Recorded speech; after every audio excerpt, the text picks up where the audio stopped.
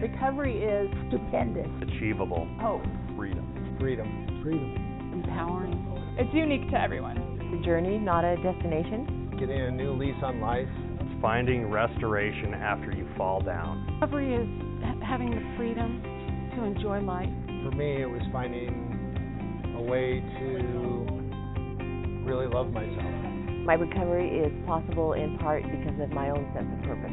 Welcome to Montana's Peer Network Recovery Talks podcast. I'm Jim Haney, and I want to welcome you, the listener, to another Recovery Roundtable. Today we're going to be talking about hope, one of the guiding principles of recovery, and really the one that I think most people really kind of zero in on, because hope is really where recovery starts. And so I got two special guests. Please introduce yourselves. Bill Devil, peer support specialist for Montana Peer Network.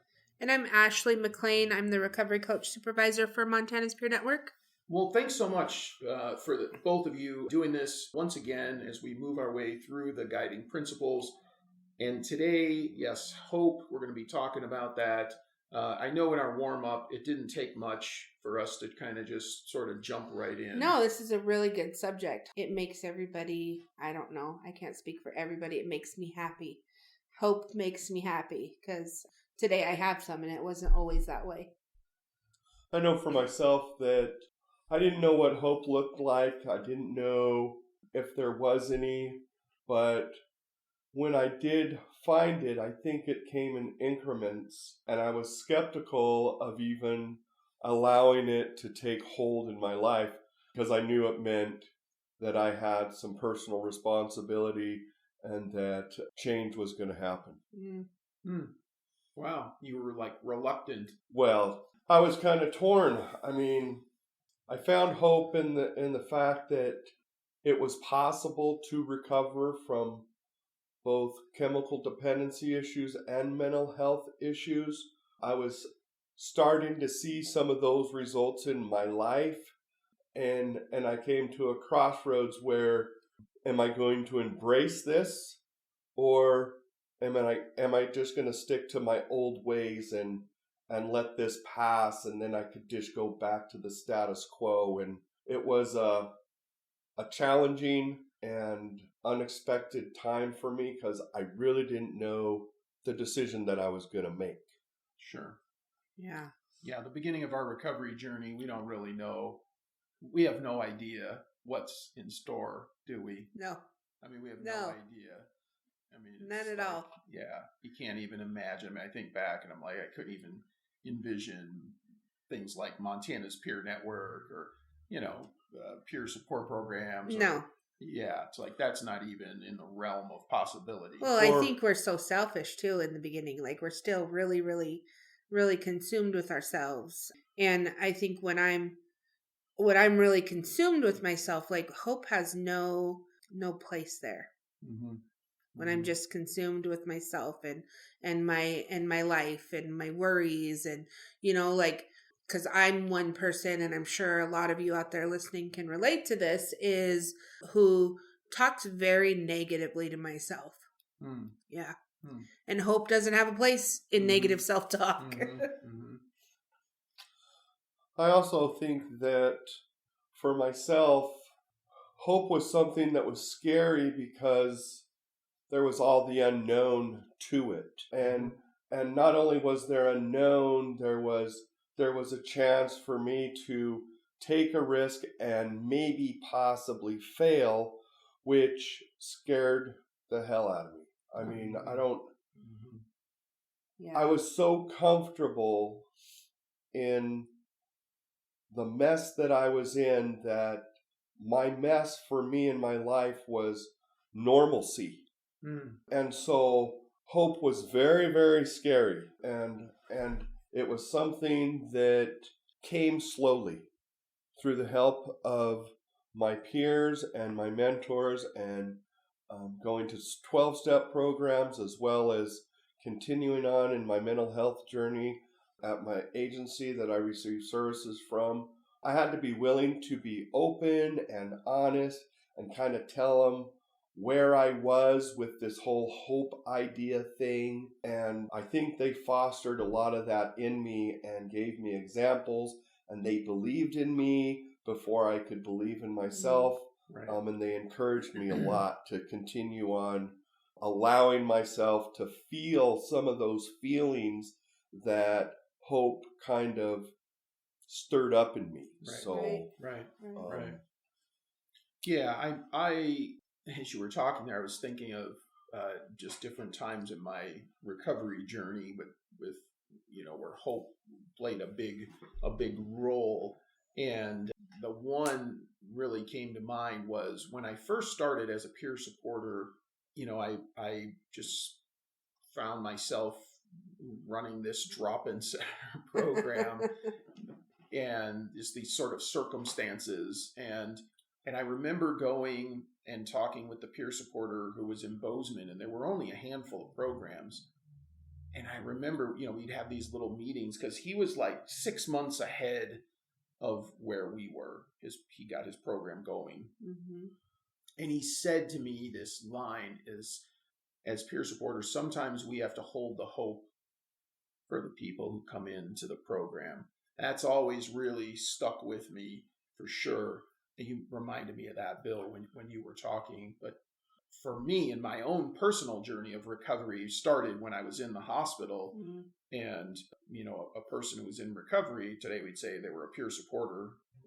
Back then they were just a volunteer. And they were the person who really did that, because it was like the guy had a similar story to me and seemed to have life together, but got to go home at the end of the day where I had to stay in the hospital. And that was something that I was very curious about. I wanted to know how did that all sort of transpire. And he was really the one who, like you said, Bill, kind of opened me up a little bit. And then I realized, okay, I got to do some work. And yeah, I can completely relate to that. I love that saying that you said, Jim, about holding the hope, because people did that for me. And I always thought that I was doing it wrong, and there was never going to be any hope for me, that I was always going to fail, because I had fallen on my face so many times, like attempting this. And there was this woman who, like you said, came into our place that I was doing outpatient treatment at, and she held the hope for a lot of people, and she sparked hope in a lot of people. And that was like when I got a fire in me about recovery. And then like later on doing peer support work. I get emotional every time I talk about her, but that's all right. That's all right. means it's real, right? Yeah. She changed the course of my life. Yeah. Yeah, I mean, I think, through the years, just in my own recovery journey and, peer supporter and Montana's peer network, I think I think overwhelmingly people talk about peers being vital in that piece. Oh, yeah. When you agree, like I absolutely. It's not the 100%. system installing hope in you, right? No. I was like, if I have to watch another Delbert Boone tape, I'm gonna shoot myself. Right. It's a person who is a little further down the road in that journey of recovery that says or does things or believes in you or lifts you up on that. Absolutely. Right. But, and now when I look back, I think, but that's like, that should be how we operate in life. Period. Is lifting other people up. Absolutely. Not telling them why they can't achieve their dreams or why you can't do this or can't do that. I've become very self-conscious of that through first my own self, my own actions and words, and when people share things with me, not just about recovery, just in life. If somebody wants to go to school and get a degree or work for a promotion or whatever, it doesn't matter. Get on Social Security, disability or something. How can I just say a few things to be supportive in that role and how important that is? And I think, man, how different the world might be if we had that approach instead of this like negative naysayer. You're never going to be able to do that. Like we need to just sort of eliminate that those conversations, because they're not helpful to people. They just crush people and really hold them down. I think also when people are out there and they're even willing to share a thought or an idea that is positive, we need to continue on with that same frame of thinking, and we need to foster it and motivate it. I remember just a couple of weeks ago, I was thinking about doing a job change, and Ashley just said one thing. She said, sometimes you just have to have faith in knowing what you're going to do is right, and just let it be. And shortly after that, I gave my 2 weeks notice. And so I just needed, I was fear-based, and I wanted to follow my heart and a dream of mine, and I just needed one other person to say, I believe that you can do it. It'll be okay.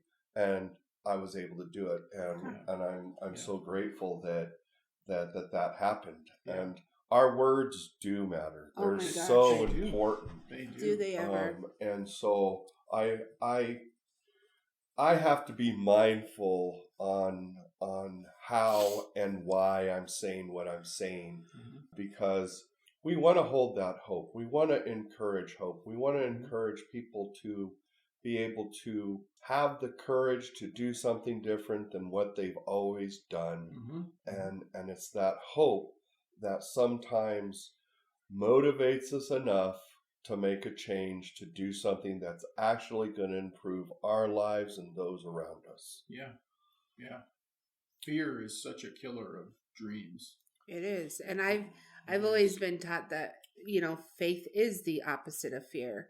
And I mean, you can think about faith in, the religious way, but I don't. I think it's just having faith that the work that I've done and the steps that I'm taking in my life are going to be positive. You know what I mean? And even when it doesn't feel like it in the moment, that having faith that it will all work out. It has. Like, my track record for getting through hard stuff is 100%.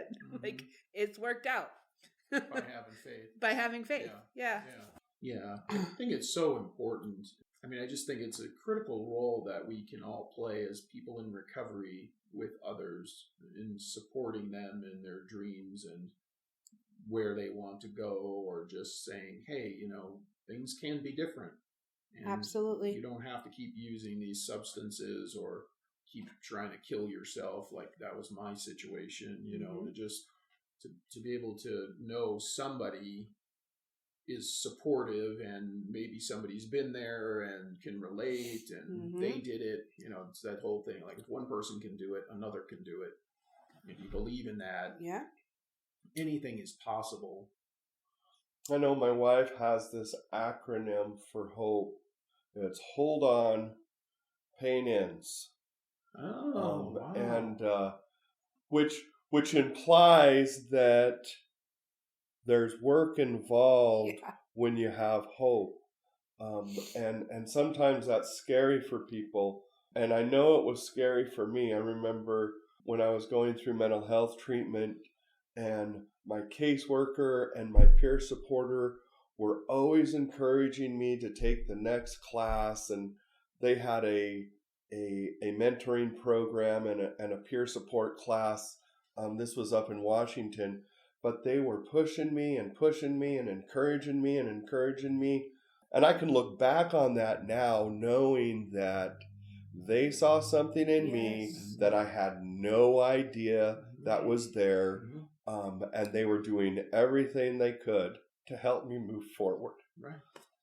Exactly. And I don't know where I would be today if I hadn't have allowed myself to have a little bit of hope, to listen to these people that had my best interests in mind, and follow through.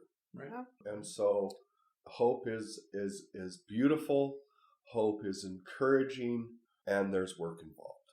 Yes. Yes. Well, that was really well said. I think we're going to call it a wrap on that one. 'Cause, Yeah. Bill, that's a good way to, I think, leave it. It leave is. it with folks, because this is where it begins and ends, and we can all do our part to instill hope in others. We hope you, the listener, have felt hopeful and inspired by what we're sharing. And this Recovery Roundtable, we're working our way through the guiding principles of recovery. So please tune in for other episodes, and thanks so much. Thank you. Thank you. Recovery works and recovery is possible. Recovery works and recovery is possible. Recovery works, recovery is possible. Recovery is possible. Recovery works and recovery is possible. Recovery works and recovery is possible. Recovery works and recovery is possible. Recovery is possible.